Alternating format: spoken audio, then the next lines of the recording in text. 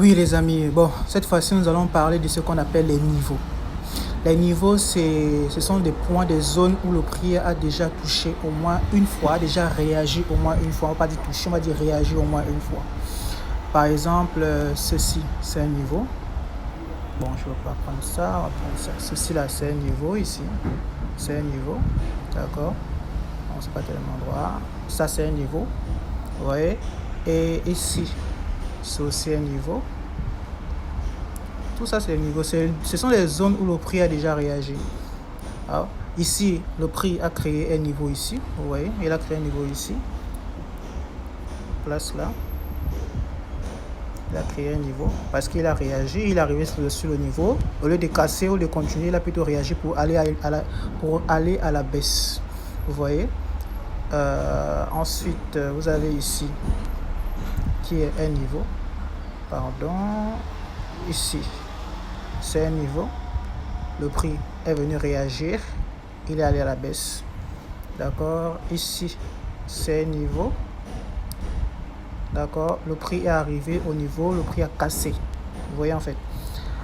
Pourquoi tracer les niveaux est très important? Les niveaux sont très importants parce que ça peut vous permettre de pouvoir détecter en fait un retournement. Vous comprenez? Quand le prix arrive sur ces niveaux, généralement, qu'est-ce que le prix fait?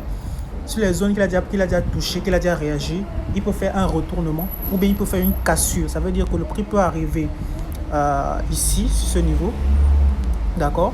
Au lieu de casser pour aller à la hausse, il fait une réaction pour venir tester plutôt le niveau qu'il a laissé ici en bas. Et il arrive ici, on peut dire qu'il va remonter pour venir chercher ce niveau-là, ou bien il peut casser en fait pour aller vers le bas. C'est ce qu'on appelle les niveaux. Et bon, il y a différents types, on ne va pas dire différents types de niveaux, on va plutôt dire différents types de réactions sur ces niveaux-là. C'est là que vous pouvez détecter ce que le prix est capable de faire en observant en fait précisément ce qu'on appelle la bougie. D'accord? Il y a une certaine réaction, certains types de bougies qui arrivent, qui réagissent à ce niveau-là. Ce type de bougie peut vous donner ce qu'on appelle la confirmation. Pour confirmer que là, oui, le prix change de direction, ou bien là, oui, le prix continue en fait pour aller à la hausse.